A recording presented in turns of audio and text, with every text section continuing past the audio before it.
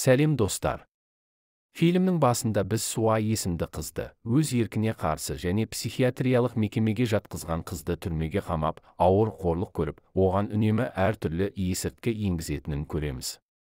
Содан кейін бізге бағдарлама директоры және танымал тергеу телешоуының жүргізушісі Нам Су көрсетіледі. Тек оның реалити шоуында алаяқтық деп жанжалды түрде әшкереленеді. Нәтижесінде оның компаниясы оны күнә ретінде пайдаланып, оны жұмыстан шығарады. Бір жылдан кейін Нам Су оны уақытша тоқтатқан сол телеарнаға жақындайды. Бұл жолы ол елес шоуды қоюға мәжбүр. Іздеу кезінде елікті жерлерді зерттейді. Ол Суа жанып кеткен психиатриялық аурухана туралы жан түршігерлік мәліметтері бар жазу кітапшасын кездестіреді. Содан кейін ол шындықты білу үшін, жаңа жоба үшін осы ауруханаға баруды шешеді. Келесі күні Нам Су өз командасымен ауруханаға барады. Жақын арада бірнеше жалған елестер жасайды. Олар бірнеше қорқынышты елестерді түсірді. Бейнені кейінірек белгісіз біреу камераны тартып алды. Ол дереу сүрініп, есінен танып қалады. Олар бүкіл дененің екенін біледі. Адам күйіп қалды, сондықтан оны ауруханаға алып барады. Нам Су күнделікте де суреттелген ер адамның денесінде татуировканы байқайды. Ол дәптерді қайта оқығанда, оның Донсик есімді медбике екенін түсінеді. Психиатриялық ауруханаға түсіп, Суаға қарады. Нам Су одан күнделігі туралы сұрағанда, Донсик мазасызданып, оның жүрек соғу жиілігін бақылаушы жылдам сигнал бере бастайды. Нам Судың көмекшісі жігіттің шынымен де сол жерде жұмыс істейтінін, және белгісіз себептермен жердің өртеніп кеткенін білгеннен кейін, өрт шыққан күні бір полицей оның қызына оқ атқан. Нам Су зерттеу жүргізеді және сол күні оққа ұшқан офицер Суаның әкесі екенін анықтайды. Нәтижесінде қыз ұсталды және қазір ол есі дұрыс емес деп танылып, түзеу колониясында отыр, ал оның соты әлі жалғасуда. Нам Су Суаға қонаққа келіп, онымен сөйлескісі келеді, бірақ ол жауап бермейді. Ол оған қайтадан жақындап, психиатриялық ауруханада не болғанын және оның әкесін не үшін өлтіргенін сұрайды. Ол бастапқыда оның барлық талаптарын жоққа шығарады. Бірақ біраз көндіргеннен кейін ақырында оқиғаның толық тарихын ашуға келіседі. Келесі көрініс бір жыл бұрын Суаны көшенің қақ ортасында ұрлап әкеткен кезде, ол айқайлап, не болып жатқанын білмеді. Кейінірек аурухана директоры Хёнсик оның есінен танғанын және емдеу үшін мекемеге жеткізілгенін айтады. Суа мұны жоққа шығарып, оның жынды емес екенін айтып, одан кетуін сұрайды. Бірақ медбикелер оны аяусыз ұрып-соғып, бірнеше дәрі қабылдауға мәжбүрлеген. Донсик Суаға дәрі беру үшін келгенде, ол оны тоқтатып, оның жынды емес екенін айтады. Ол үйге қайтқысы келеді, бірақ Донсик оған ештеңе көмектесе алмайтынын айтады. Қыз қағазға телефон нөмірін жазып, оны қайда екенін білуге шақырады. Басқа медбике оларды байқап қалып, Суаны таблетка ішуге мәжбүр етеді. Кейінірек директор Хёнсик келіп, егер ол таблеткаларды қабылдауға қарсы болса, олар оның дәрі-дәрмегін көбейтетінін ескертеді. Нам Су зерттеу жүргізіп жатқан және Хёнсиктің Суаның әкесінің жақын досы екенін анықтаған кезде, аурухана жазбаларын қарап, Суа есімді науқас жоқ екенін біледі. Сонымен қатар ол полиция қызметкерінің Суаның өгей әкесі екенін және оның анасы қайтыс болғанға дейін екенін біледі. Оның мүлкінің барлық бөлігі оған берілді. Осы уақытта Нам Су психиатриялық ауруханаға кім шағым түсіргенін білу үшін көмекшісін жібереді. Оның көмекшісі күйеуінің осы ауруханаға диагнозы қойылғанын және ауыр науқастанып қалғанын хабарлаған әйелмен кездесіп, шығарылғаннан кейін бірнеше күн өткен соң олар оның бүйрегі бар екенін анықтады. Шалғайда болды.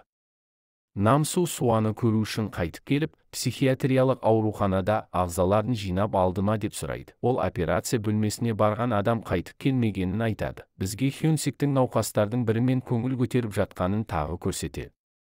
Екінші жағынан, Суаның өмірі күннен күнге нашарлап барады. Ол бір күні анасы ағасынан директордың кабинетінде қашудың жолы бар екенін айтып, құпия сөзді бергеннен кейін келісімін берсе, қашып кетуіне көмектесуін сұрайды. Суа пышақпен жыныс мүшесін кесіп алып директордың кабинетіне барады. Бүкіл штаб жараланғандармен айналысып жатқанда, қыз директордың кабинетін ашып, әрең құтылады.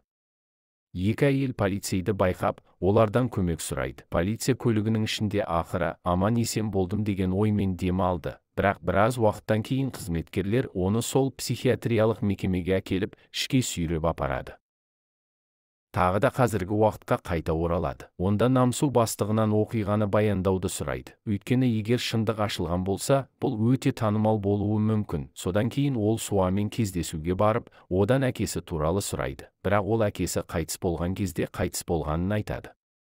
Бала кезінде ол өгей әкесінің өлімін талқыламақ болған, бірақ ол оны танымайтынын айтып, қыңырлықпен жоққа шығарған. Келесі көріністе Намсу Суамен қайтадан кездесуге барады. Бірақ бұл жолы онымен кездесуден бас тартады. Ол мұңайып, әрі қарай не істейтінін білмей қалады. Бірақ теледидарда өз шоуын көрсетуді жалғастырады. Және Суаның әкесі оны күштеп психиатриялық ауруханаға жатқызғанын айтады. Онда ол айлар бойы азапталды. Бұл жаңалық көпшіліктің назарын аударады, және бірнеше тілшілер Суамен кездесуге тырысады. Бірақ ол кездесуден бас тартады және барлық оқиғаны ашу үшін Намсумен кездесуге ғана келіседі. Келесі көрініс бізді өткенге қайтарады. Онда Донгсик аурухананың органдардың саудасы екенін біліп, бұрын Суа жазған нөмірді тереді. Бұл оның жігітінің нөмірі болып шықты. Жігіт оны бірнеше ай бойы табуға тырысты және тіпті хабарласты. Полиция, бірақ ол ешқандай көмек алмады. Донсик қыздың қайда екенін айтып, Суаны алып кетуге келуін өтінеді.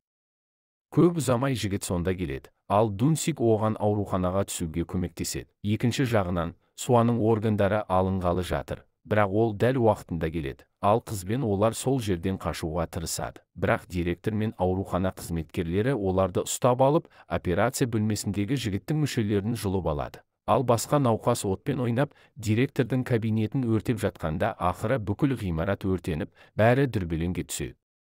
Жағдайды пайдаланып, Суа бауырластардың бірін оларды шешуге көндіреді, және олар қашып құтылады. Бірақ өкінішке орай директор жігітін өзімен бірге отқа сүйреп апарады, және ол өз өмірін жоғалтады. Қазіргі уақытта Намсу Суадан өгей әкесін өлтірді ме деп сұрайды. Бірақ ол мұны жоққа шығарады, және өгей әкесі оны ұрып-соғып, қорлағанын және анасы әртүрлі қудалауларға төтеп бергенін айтады. Бірақ ол өрттен құтқарылғаннан кейін үйге оралғанда, ол әлдеқашан өлді. Жақын жерде Намсу оқиғаны жұртшылыққа таратып, Суаның өгей әкесі оны қорлап, қудалағанын, оны психиатриялық ауруханаға апарғанын және оны бірнеше ай бойы азаптағанын, сонымен қатар әртүрлі заттарды қолданғанын, соның салдарынан оны қылмыс жасауға итермеледі. Суицид. Бұл оқиға көпшіліктің назарын аударады, және олар Суаға қарсы айтарлықтай дәлел болмағандықтан, оны босатып, қыздың кінәсіздігін жариялауы керек екенін анықтайды. Намсу оны түзеу мекемесінен алуға барады. Үйге барар алдында Суа оған әдемі күнделік береді, және оған психикалық аурухана науқастарға қалам немесе басқа өткір құралдарды алып жүруге рұқсат бермейтінін хабарлайды. Бұл Намсуды ойландырады. Бізге нақты оқиғалар көрсетіледі. Болды, бұл Суа емес, оның анасы психиатриялық ауруханаға жатқызылғаны анықталды. Қыздың түсіндірмесі анасының тәжірибесіне негізделген. Ол полицияға хабарласып, анасын табу үшін көмек сұрауға тырысты, бірақ оны барлық жерде елемеді. Және содан кейін анасы медбикеге Суаның телефон нөмірін берді, және ол сонда барды, бірақ анасы өрттен аман қала алмады. Суа үйге келіп кек алу үшін өгей әкесін өлтіргеннен кейін, ол күнделік жазып, жаңалықтар арнасына жіберіп, оқиғаларды әрі қарай зерттеп, оның кінәсіздігін дәлелдеді. Намсу ақырында шындықты біледі, және Суа оның бас жоспарының сәтті орындалғанын білуге қуанышты. Бар болғаны, мырзалар, каналға жазылуды, лайк басып, ұсынылған видеоларды көруді ұмытпаңыз. Жақында кездескенше, өзіңізді күтіңіз.